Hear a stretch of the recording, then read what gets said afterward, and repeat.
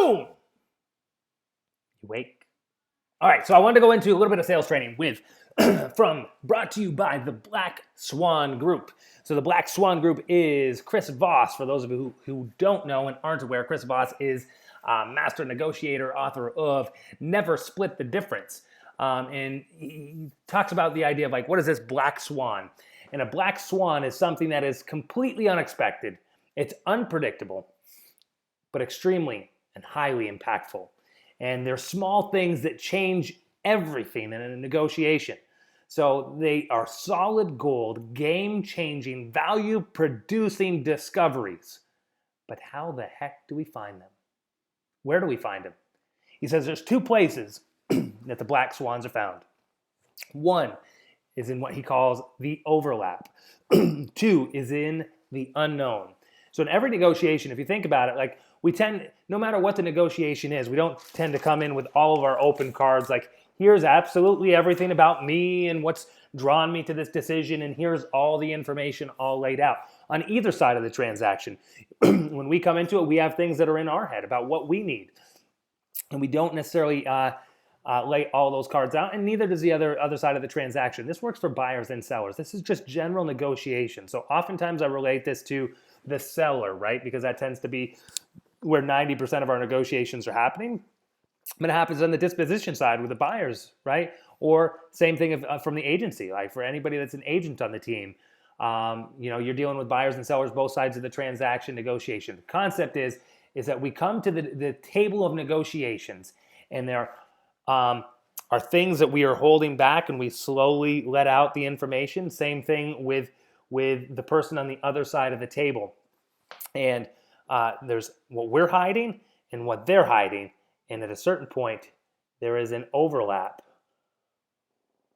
to that information. And the black swans are found oftentimes in the information that we're hiding in the negotiation. So how the hell do you get it out of there? How do we disclose this information? And it's got to be stuff that is uncovered, right? And you can do all the research you want in the world. Like we'll talk about looking up ARVs and looking into an area and maybe checking into the background of the property and when it last sold. But there are pieces of information that you cannot discover through research, that you actually can only get from the seller, from the buyer themselves. And so it's not just about speculation and doing research. So how do we uncover them? Goes into a lot of the stuff we've been talking about. If you're starting to feel like there's a repeat of information, that's great. Then you're starting to get it. So how to uncover this information? We get into asking open-ended questions. We have to listen. Sometimes one of my biggest problems is me not listening. I have where I think this is going, and I've already paved a pathway to the negotiation, and I'm not listening enough to the other person. And waiting for responses, creating that period of uncomfortableness, of silence in the conversation, probing. They say if you're not uncovering 3 to 5 new pieces of information in a negotiation, like what are you doing? You might be failing this negotiation. And then the two other things that we're going to talk about are mirroring and labeling. So the black swans, that little piece of information that makes all the difference in the world to the negotiation. Could be the difference between you getting the deal and not getting the deal. The difference between a profitable deal and a non-profitable deal. Difference between getting your clients what they need or not, or getting crushed in a negotiation. So the other spot of where this information is found is in the unknown. And so black swans can also be hidden amongst the unknown. Things that the other side of the negotiation actually knows and may be willing to share, but they don't even know that it's important.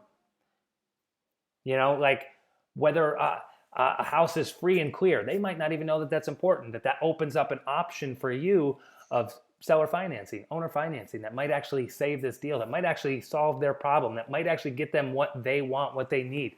But sometimes they don't even know that piece of information is important. Chris Voss says that 50% of the black swans exist in this unknown region where the other side has the information and they don't even know that it can help you or can help the sale. So getting into those ways of uncovering the black swans. We do it with targeted mirrors, right? So mirroring and labeling. So mirroring is when we respond back. So rather than just saying, I understand, totally. Yeah, I understand what you're coming from.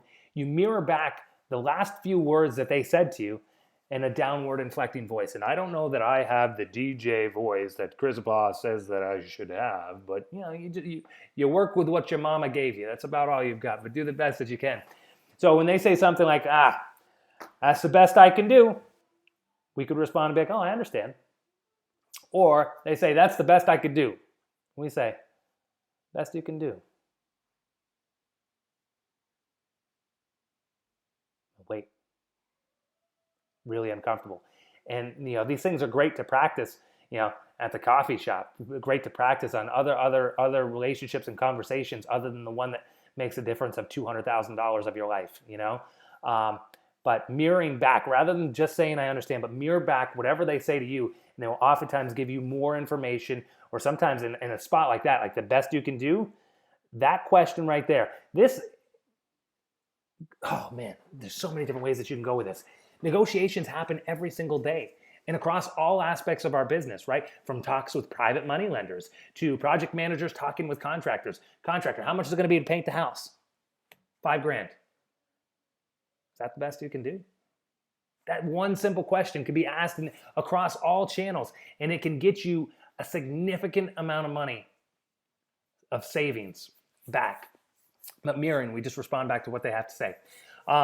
Instead of saying things like, well, what do you mean by that? When something kind of catches somebody off guard, what do you mean by that? Just mirror their words back to them.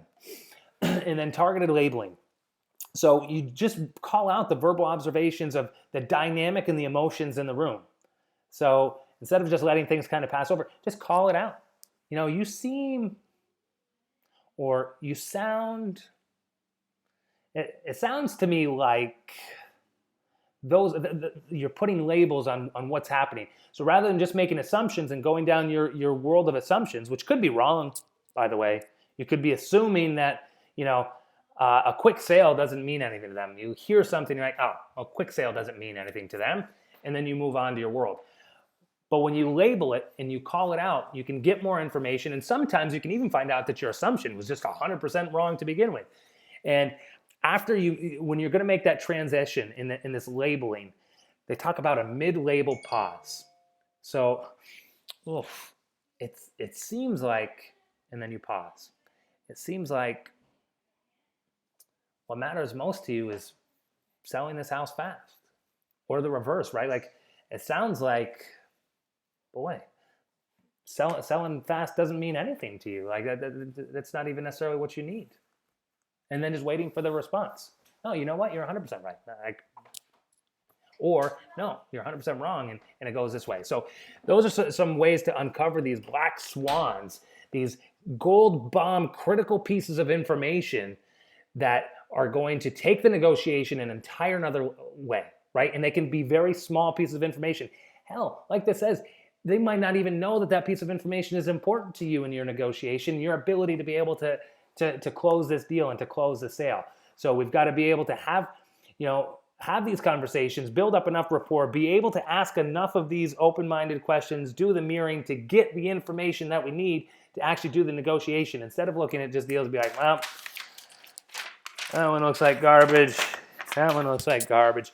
Like getting down into the depth of things. And it takes time. Now you do have to be careful, right? There's one of my favorite concepts in books by Jocko is the idea of dichotomy, right? Like you can't go to the nth degree, which maybe some people do. Like, okay, well, if I have to have conversations with people, that means I got to be on the phone for people for 3 hours before I can even get into this. No, there's that dichotomy of like, no, don't just rush people off like, hey, well, it looks like I can give you 150. Is that going to work? No? Okay, have a good day.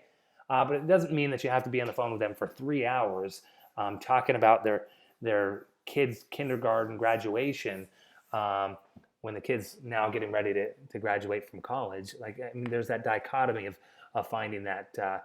And, I suppose training for another day of the different types of people and different decision makers.